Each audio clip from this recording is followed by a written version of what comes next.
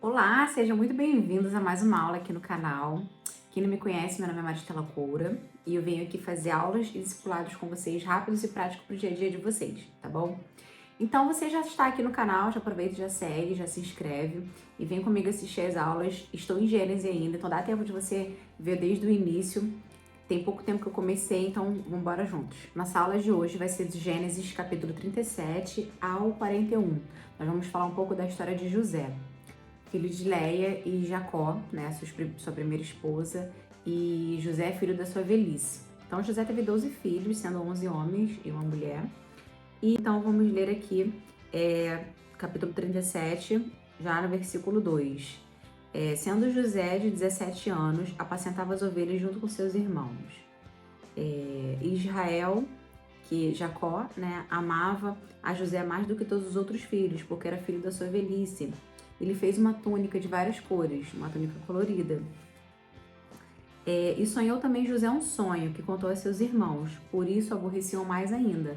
Além de José ser o filho preferido de Jacó, ele era alegre, contente, tinha sonhos, era um sonhador e contava para os seus irmãos os sonhos. E ele tinha o sonho e ele desvendava qual era o sonho, Deus dava para ele a tradução dos sonhos dele, o que ia acontecer. E ele contava para os irmãos e os irmãos tinham muita raiva disso, né? Tinha muita inveja disso.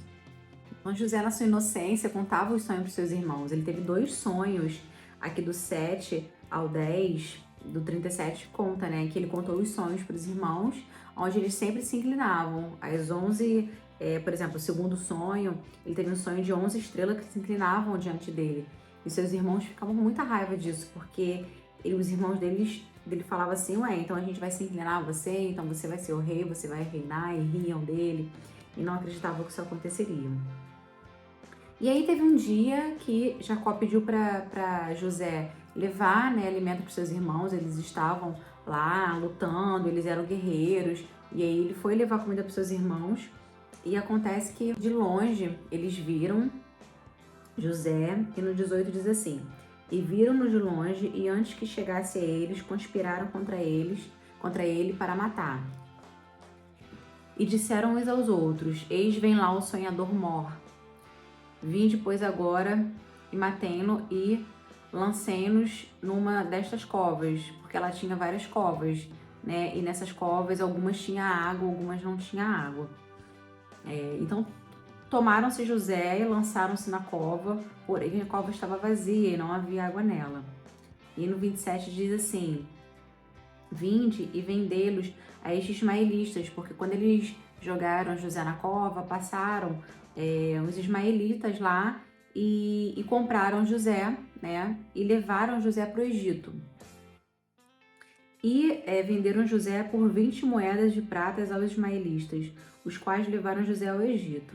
Então tomaram a túnica de José e mataram um cabrito e tingiram a túnica de sangue, porque eles pegaram essa túnica colorida com a mancha de sangue do cabrito, levaram para o pai, Jacó, dizendo que um monstro tinha pego ele. Então, tinha matado ele e aí eles perderam José. E aí Jacó ficou muito triste por conta disso.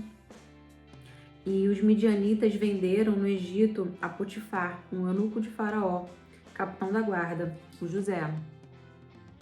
E agora a gente vai para 38, que diz assim: José ficou ali com Potifar, né, sendo servo dele, trabalhando com ele durante muitos anos. E a esposa de Potifar, aqui no 39 explica que a esposa de Potifar ficava cobiçando José, tentando ele o tempo todo.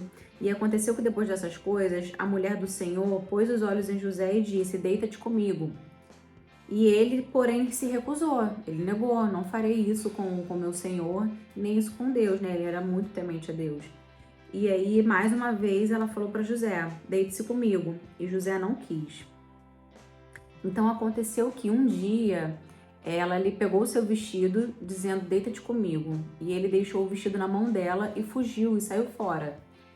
E aí aconteceu que ela chamou os homens de sua casa e falou-lhes dizendo: vide, trouxe-nos o varão hebreu para escarnecer de nós. Entrou até mim para deitar-se comigo, e eu gritei com grande voz. Ou seja, ela disse para os guardas que ele tirou a roupa dela e forçou ela a se deitar com ele. né, para que ele fosse preso. Então Potifar ficou muito furioso com isso e prendeu José. E aqui no 40 diz: e aconteceu depois dessas coisas que pecaram contra o copeiro rei do Egito e o padeiro contra o seu senhor do rei do Egito. E eles foram presos juntos, né? O padeiro e o copeiro na mesma cela onde estava José. E eles presos na cela, os três juntos, o copeiro teve um sonho e o padeiro teve um sonho. E eles falaram um sonho para José. E José conseguiu distinguir que o padeiro morreria 3 dias depois e o copeiro sairia da prisão 3 dias depois. E isso aconteceu realmente de fato. E quando o copeiro foi solto, José disse para ele, aqui no 40:15 diz assim, no 40:14 diz assim: porém, lembra-te de mim quando for bem, rogo-te que uses comigo de compaixão e faças menção de mim a Faraó. Porque de fato fui roubado da terra de Hebreus, e tampouco que nada tenho feito para que puseste nessa cova. E aconteceu que o copeiro saiu e não se lembrou de José. Após a saída do copeiro e a morte do padeiro, o José ainda ficou 2 anos preso, né? E ali ele já pensou até que tinha sido esquecido, mas na verdade o copeiro não se esqueceu dele, porque ele não teve a oportunidade de falar o momento certo para Faraó sobre o sonho. Então aqui no 41 diz que José interpreta o sonho de Faraó. Então aconteceu que ao fim de 2 anos inteiros Faraó sonhou, e eis que estava em pé junto ao rio, e subiam do rio 7 vacas formosas à vista, e 7 gordas, a carne pastava no prado, e eis que subiam no rio após elas 7 vacas magras. E aí desse sonho, o Faraó começou a ficar agoniado, porque ele não sabia distinguir o sonho, não sabia o que eram as vacas gordas, as vacas magras. E aí o copeiro se lembrou de José, e aqui no 12 diz: e estava ali conosco um mancebo hebreu, servo do capitão da guarda, e contou-lhes e nos interpretou os nossos sonhos, e cada um interpretou conforme o seu sonho. E como ele nos interpretou, assim mesmo foi feito. A mim fez tornar ao meu estado, e a ele, o padeiro, fez se enforcar. E ele contou isso a Faraó, e Faraó logo mandou chamar José. Então eles pegaram José, deram banho, cortaram o cabelo, colocaram vestes novas, limpas, e José foi ao encontro de Faraó.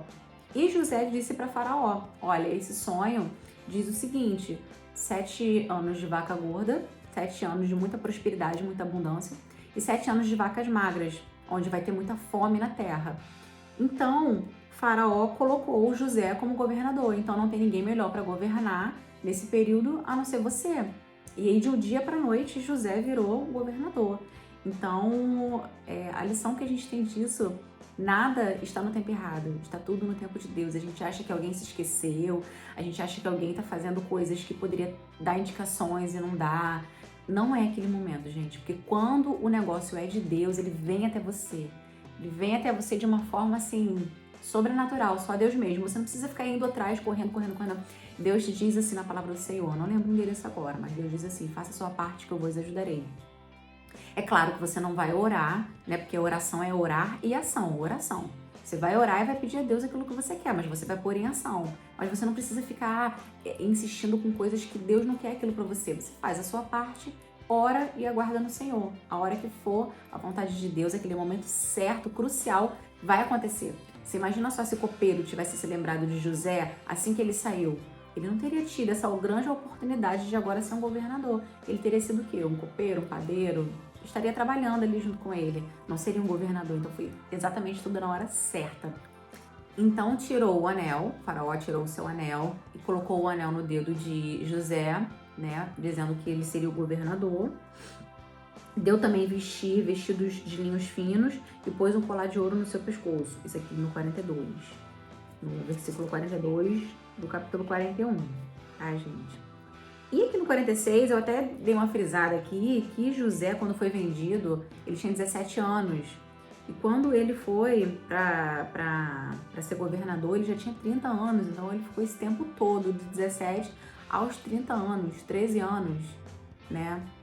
Para poder sair aquele processo todo de estar com o Potifar, aquele processo da mulher dele cobiçando, o José, até ele para prisão, tudo isso, gente, 13 anos esperando para ser governador. E você faz uma ação aí que com 1, 2, 3 anos já quer ser promovido, já quer crescer, já quer ser rico, já...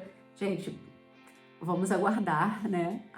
aí o trabalho de Deus, porque muitas vezes a gente acelera o processo e acaba atrapalhando o agir de Deus na nossa vida. Então vamos ter paciência, resiliência, perseverança, né? Sem se preocupar com o tempo. Já tem 1 ano que eu faço isso, já tem 3 anos que eu faço isso. Continua, constância.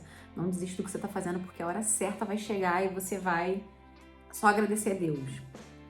Então vamos lá. E aqui no 48 diz: E ajuntou todo o mantimento dos 7 anos que houve na terra do Egito e guardou o mantimento na cidade, pondo na cidade o mantimento do campo e ao redor da cidade. Ou seja, ele foi um ótimo governador. José era muito eficaz, muito sagaz. Então ele realmente durante 7 anos guardou tudo que podia guardar, plantou, assim, ele prosperou muito durante 7 anos e não saiu prosperando e gastando. Ele prosperava, guardava. Porque quando chegasse o período das vacas magras, da terra seca, da fome, né, ele teria ali mantimentos guardados onde poderia vender para as outras pessoas de outras terras. E assim fez. Então, vamos parar no capítulo 41 por hoje. É só. Sei que está ansioso a próxima aula, fica aqui, já se inscreve no canal, já clica no sininho, porque toda semana sobe aula nova e você fica aí por dentro das aulas do discipulado. E espero que você tenha gostado, fique aqui comigo, tá bom? Deus abençoe grandemente a sua vida, que você seja bênção na mão do Senhor, que o mover de Deus venha sobre a sua vida, sobre a sua casa, sobre a sua família. O favor do Senhor esteja com você todos os dias, que a graça de Deus te baixe, que você continue sendo uma pessoa abençoada, próspera, abundante, resiliente, paciente, tá bom? Fazendo a obra do Senhor. E só você estar aqui aprendendo um pouquinho cada dia mais já é grande obra que você tem feito, tá bom?